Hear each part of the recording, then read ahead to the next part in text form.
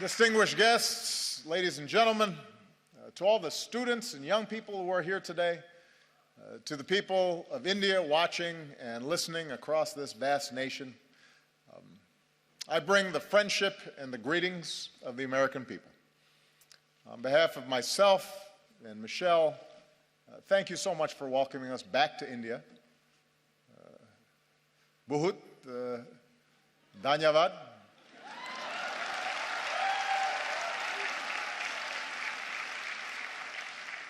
It has been a great honor to be the first American president to join you for Republic Day.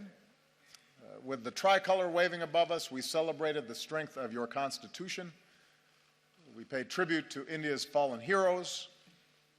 In yesterday's parade, we saw the pride and the diversity of this nation, including the daredevils on their Royal Enfields, which was very impressive. Secret Service does not let me ride motorcycles, especially not on my head. I realize that the sight of an American president as your chief guest on Republic Day would once have seemed unimaginable, but my visit reflects the possibilities of a new moment. As I've said many times, I believe that the relationship between India and the United States can be one of the defining partnerships of the century. When I spoke to your parliament on my last visit, I laid out my vision for how our two nations can build that partnership. And today I want to speak directly to you, the people of India, about what I believe we can achieve together and how we can do it. And my commitment to a new chapter between our countries flows from the deep friendship between our people. And Michelle and I have felt it ourselves. I recognized India with the first state visit of my presidency, where we also danced to some pretty good Bhangra. For the first time, we brought Diwali to the White House. On our last celebration here,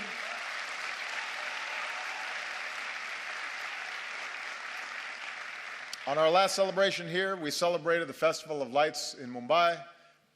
We danced with some children. Unfortunately, we were not able to schedule any dancing this visit. Señorita, bude desho me. You know what I mean. So,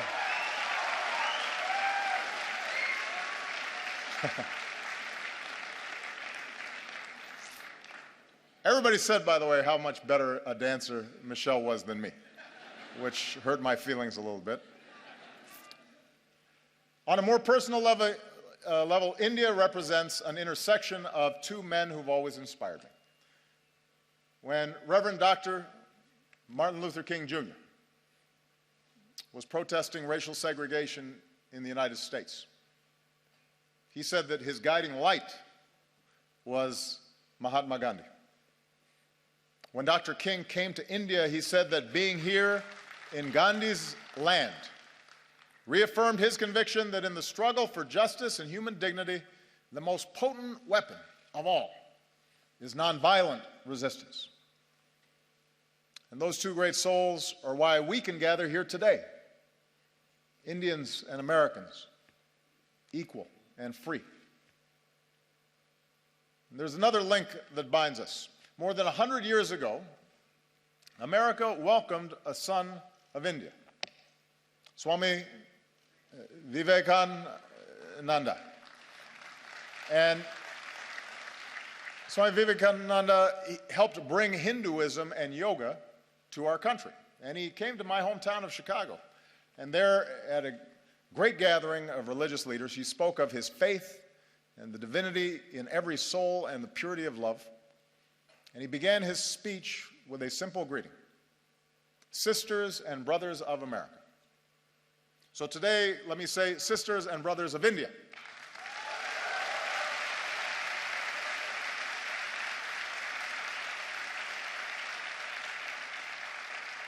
My confidence in what our nations can achieve together is rooted in the values that we share.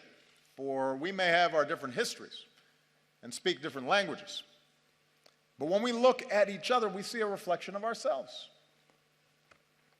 Having thrown off colonialism, we created constitutions that began with the three same words: we the people.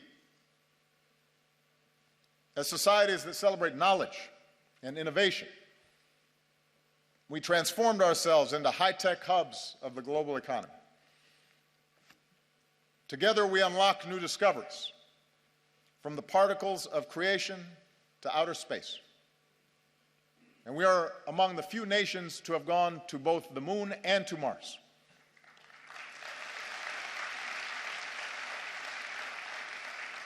And here in India, this dynamism has resulted in a stunning achievement. You've lifted countless millions from poverty and built one of the world's largest middle classes. And nobody embodies this progress and this sense of possibility more than our young people. Empowered by technology, you are connecting and collaborating like never before on Facebook and WhatsApp and Twitter. And chances are you're talking to someone in America, your friends or your cousins. The United States has the largest Indian diaspora in the world, including some 3 million proud Indian Americans.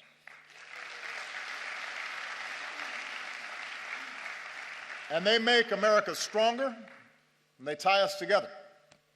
Bonds of family and friendship that allow us to share in each other's success.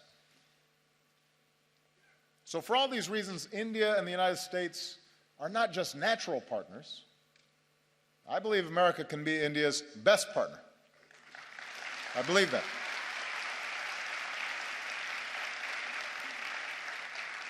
Of course, only Indians can decide India's role in the world, but I'm here because I'm absolutely convinced that both our peoples will have more jobs and opportunity, and our nations will be more secure, and the world will be safer and a more just place when our two democracies, the world's largest democracy and the world's oldest democracy, stand together. I believe that. So here in New Delhi, Prime Minister Modi and I have begun this work anew, and here's what I think we can do together.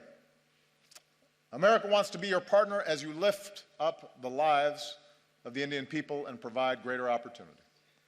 So working together, we're giving farmers new techniques and data, from our satellites to their cell phones, to increase yields and boost incomes. We're joining you in your effort to empower every Indian with a bank account. And with the breakthroughs we achieved on this visit, we can finally move toward fully implementing our civil nuclear agreement, which will mean more reliable electricity for Indians and cleaner non-carbon energy that helps fight climate change.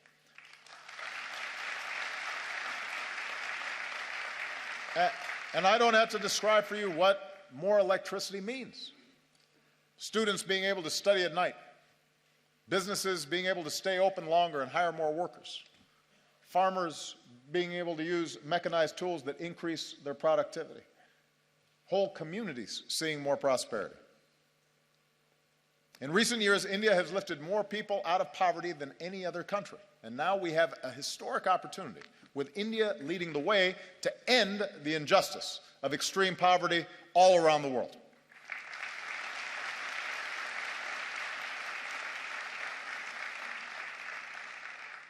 America wants to be your partner as you protect the health of your people and the beauty of this land, from the backwaters of Kerala to the banks of Ganga. As we deliver more energy, more electricity, let's do it with clean, renewable energy like solar and wind. And let's put cleaner vehicles on the road and more filtration systems on farms and villages. Because every child should be able to drink clean water, and every child should be able to breathe clean air. We need our young people healthy for their futures, and we can do it. We have the technology to do it. America wants to be your partner in igniting the next wave of Indian growth. As India pursues more trade and investment, we want to be first in line. We're ready to join you in building new infrastructure, the roads and the airports, the ports, the bullet trains, to propel India into the future. We're ready to help design smart cities that serve citizens better, and we want to develop more advanced technologies with India as we do with our closest allies.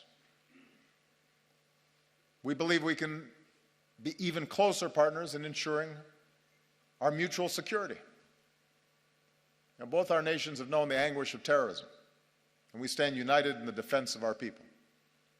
And now we're deepening our defense cooperation against new challenges. The United States welcomes a greater role for India in the Asia-Pacific, where the freedom of navigation must be upheld and disputes must be resolved peacefully. And even as we acknowledge the world as it is, we must never stop working for the world as it should be, a world without nuclear weapons. That should be a goal for all of us.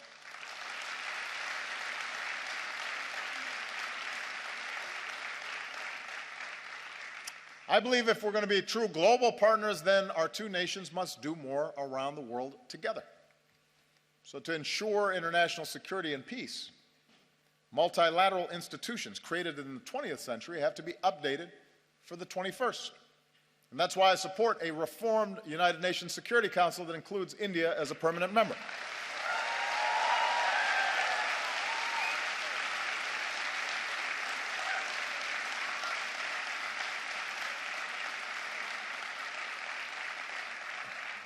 Of course, as I've said before, with power comes responsibility. In this region, India can play a positive role in helping countries forge a better future. From Burma to Sri Lanka, where today there's new hope for democracy.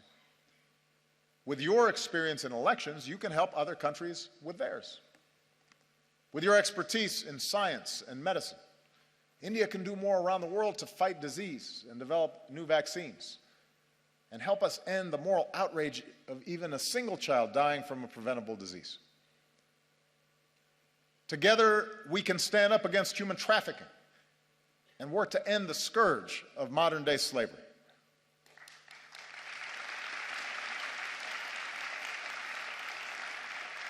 And being global partners means confronting the urgent global challenge of climate change. With rising seas, melting Himalayan glaciers, more unpredictable monsoons, cyclones getting stronger, few countries will be more affected by a warmer planet than India. Now, the United States recognizes our part in creating this problem, so we're leading the global effort to combat it. And today I can say that America's carbon pollution is near its lowest level in almost 2 decades. I know the argument made by some that it's unfair for countries like the United States to ask developing nations and emerging economies like India to reduce your dependence on the same fossil fuels that help power our growth for more than a century. But here's the truth. Even if countries like the United States curb our emissions, if countries that are growing rapidly like India, with soaring energy needs, don't also embrace cleaner fuels, then we don't stand a chance against climate change. So we welcome India's ambitious targets for generating more clean energy. We'll continue to help India deal with the impacts of climate change, because you shouldn't have to bear that burden alone. And as we keep working for a strong global agreement on climate change, it's young people like you who have to speak up so we can protect this planet for your generation. I'll be gone when the worst effects happen. It's your generation and your children that are going to be impacted. And that's why it's urgent that we begin this work right now. Development that lifts up the lives and health of our people, trade and economic partnerships that reduce poverty and create opportunity, leadership in the world that defends our security and advances human dignity and protects our planet. That's what I believe India and America can do together. So with the rest of my time, I want to discuss how we can do it.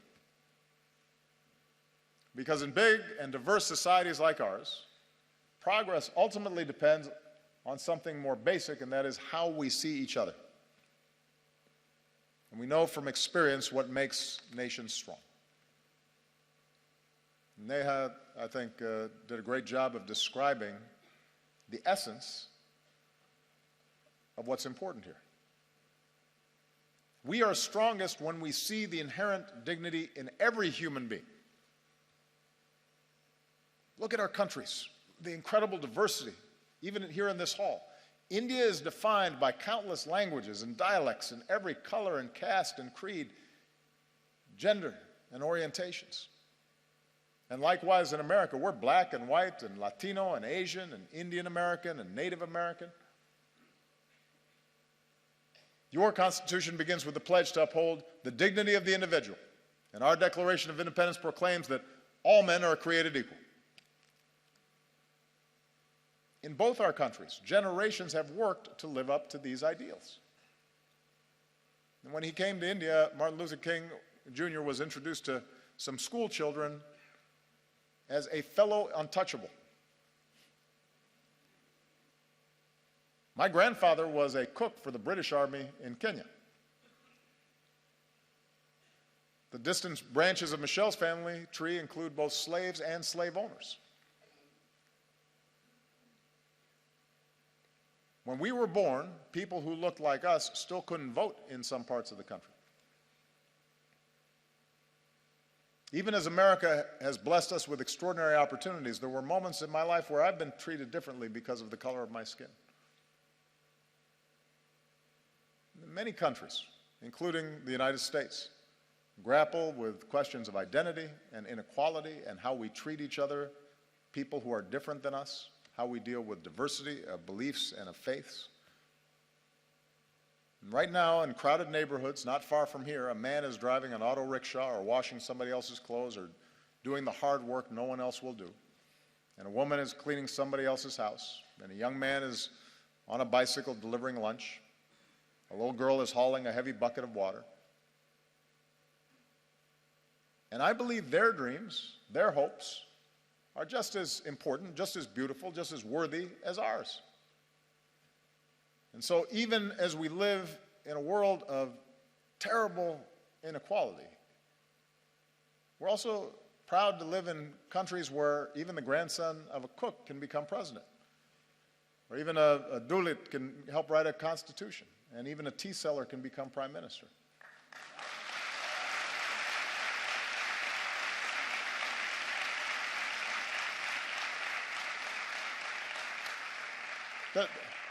The point is that the aim of our work must be not to just have a few do well,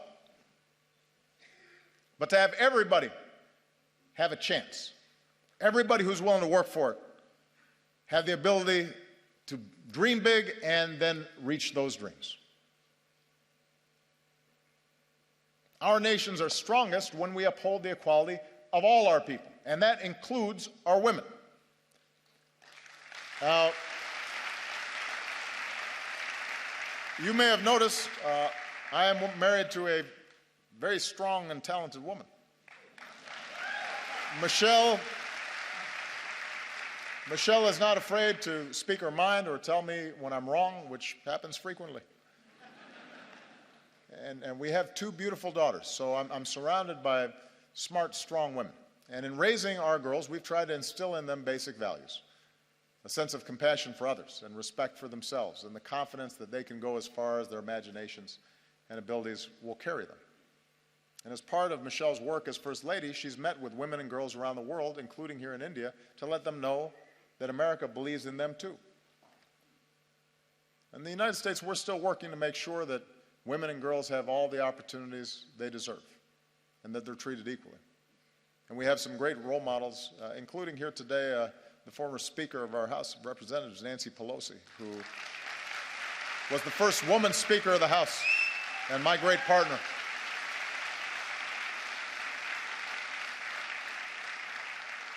And here in India, it's the wives and the mothers who so often hold families and communities together. Indian women have shown that they can succeed in every field, including government, where many of your leaders are women. And the young women who are here today are part of a new generation that is making your voice heard and standing up and determined to play your part in India's progress. And here's what we know. We know from experience that nations are more successful when their women are successful. When girls go to school, this is one of the most direct measures of whether a nation is going to develop effectively is how it treats its women. When a girl goes to school, it doesn't just open up her young mind, it benefits all of us because maybe someday she'll start her own business or invent a new technology or cure a disease. And when women are able to work, families are healthier and communities are wealthier and entire countries are more prosperous. And when young women are educated, then their children are going to be well educated and have more opportunity. So if nations really want to succeed in today's global economy, they can't simply ignore the talents of half their people. And as husbands and fathers and brothers, we have to step up, because every girl's life matters. Every daughter deserves the same chance as our sons. Every woman should be able to go about her day, to walk the streets or ride the bus and be safe and be treated with respect and dignity. She deserves that.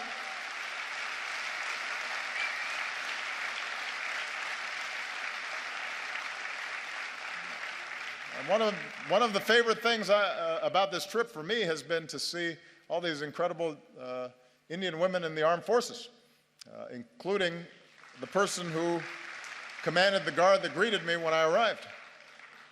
It's remarkable, and it's a sign of great strength and great progress. Our nations are strongest when we see that we are all God's children, all equal in His eyes and worthy of His love. Across our two great countries, we have Hindus and Muslims, Christians and Sikhs and Jews and Buddhists and Jains and so many faiths. And we remember the wisdom of Gandhiji, who said, "For me, the different religions are beautiful flowers from the same garden, or they are branches of the same majestic tree." Branches of the same majestic tree. Our freedom of religion is written into our founding documents. It's part of America's very first amendment. Your Article 25 says that all people are equally entitled to freedom of conscience and the right freely to profess, practice, and propagate religion. In both our countries, in all countries, upholding this fundamental freedom is the responsibility of government, but it's also the responsibility of every person. In our lives, Michelle and I have been strengthened by our Christian faith. But there have been times where my faith's been questioned by people who don't know me, or they've said I adhere to a different religion, as if that were somehow a bad thing. Around the world, we've seen intolerance and violence and terror perpetrated by those who profess to be standing up for their faith, but in fact are betraying it. No society is immune from the darkest impulses of man, and too often religion has been used to tap into those darker impulses as opposed to the light of God. 3 years ago in our state of Wisconsin, back in the United States, a man went into a Sikh temple and in a terrible act of violence killed 6 innocent people, Americans and Indians. And in that moment of shared grief, our two countries reaffirmed a basic truth, as we must again today, that every person has the right to practice their faith how they choose, or to practice no faith at all, and to do so free of persecution and fear and discrimination.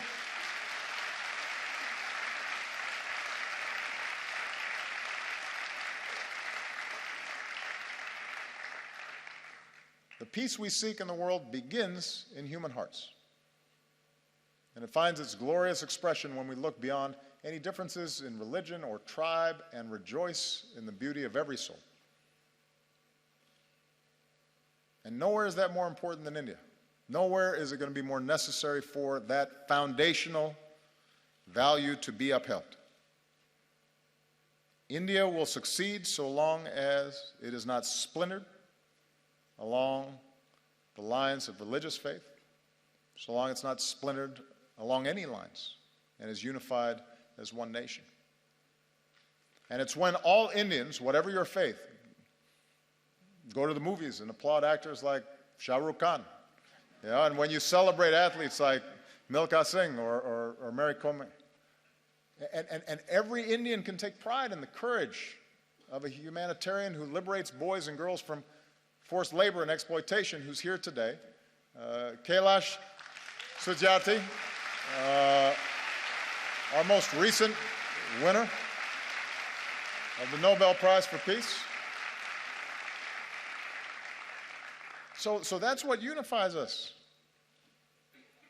Do we act with with compassion and empathy? Are we measured by our efforts, by what Dr. King called the content of our character, rather than the color of our skin or the manner in which we worship our God? In both our countries, in India and in America, our diversity is our strength, and we have to guard against any efforts to divide ourselves along sectarian lines or any other lines.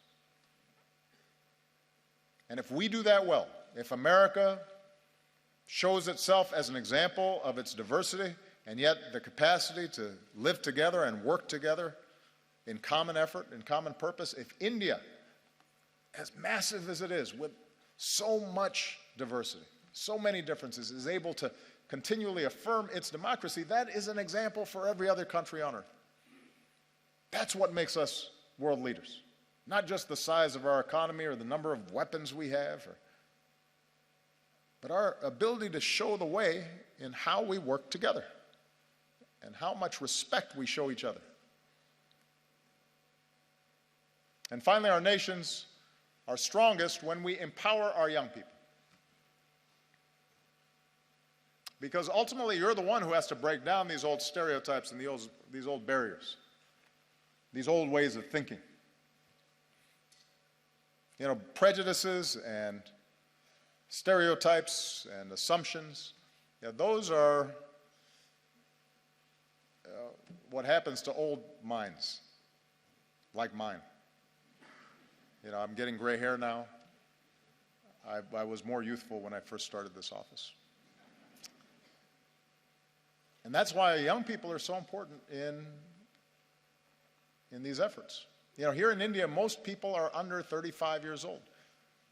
And India is on track to become the world's most populous country. So young Indians like you aren't just going to define the future of this nation, you're going to shape the world. Like young people everywhere, you want to get an education and find a good job and make your mark, and it's not easy. But in our two countries, it's possible. Remember, Michelle and I don't come from wealthy backgrounds or famous families. Our families didn't have a lot of money. We did have parents and teachers and communities that cared about us, and with the help of scholarships and student loans, we were able to attend some of the best schools in the world. Without that education, we wouldn't be here today. So whether it's in America or here in India or around the world, we believe young people like you ought to have every chance to pursue your dreams as well. So as India builds new community colleges, we'll link you with our own, so more young people graduate with the skills and training to succeed. We'll increase collaborations between our colleges and universities and help create the next Indian Institute of Technology. And we'll encourage young entrepreneurs who want to start a business. And we'll increase exchanges because I want more American students coming to India and more Indian students coming to America.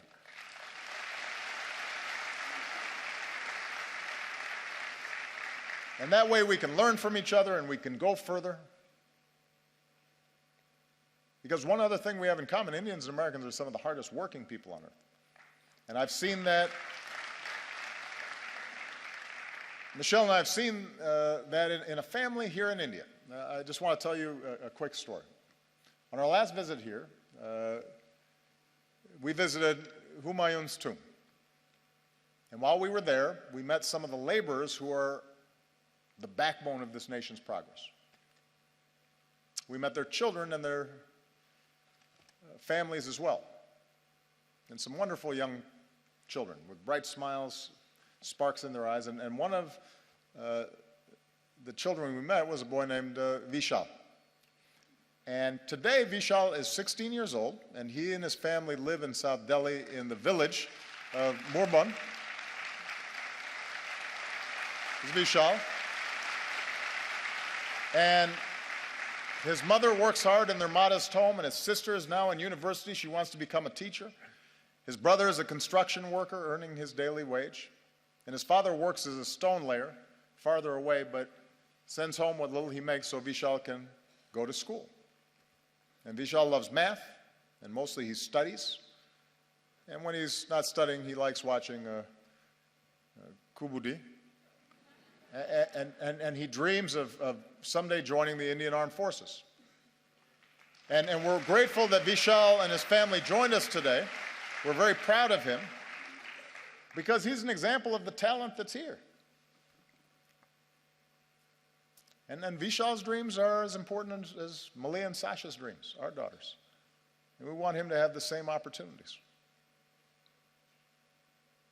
Sisters and brothers of India. Now, we are not perfect countries, and we've known tragedy and we've known triumph. We're home to glittering skyscrapers, but also terrible poverty, and new wealth, but also rising inequality. We have many challenges in front of us. But the reason I stand here today, and I'm so optimistic about our future together, is that despite our imperfections, our two nations possess the keys to progress in the century ahead. We vote in free elections. We work and we build and we innovate. We lift up the least among us. We reach for heights previous generations could not even imagine. We respect human rights and human dignity, and it is recorded in our constitutions. And we keep striving to live up to those ideals put to paper all those years ago. And we do these things because they make our lives better and safer and more prosperous, but we also do them because our moral imaginations extend beyond the limits of our own lives. And we believe that the circumstances of our birth need not dictate the arc of our lives. We believe in the father working far from home, sending money back so his family might have a better life. We believe in the mother who goes without so that her children might have something more. We believe in the laborer earning his daily wage and the student pursuing her degree.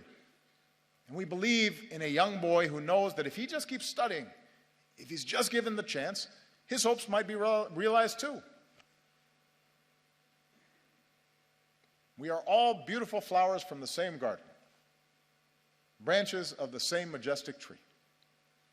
And I'm the first American president to come to your country twice, but I predict I will not be the last, because as Americans, we believe in the promise of India. We believe in the people of India. We are proud to be your friend. We are proud to be your partner as you build the country of your dreams. Jai Hind. Thank you. Jai Hind.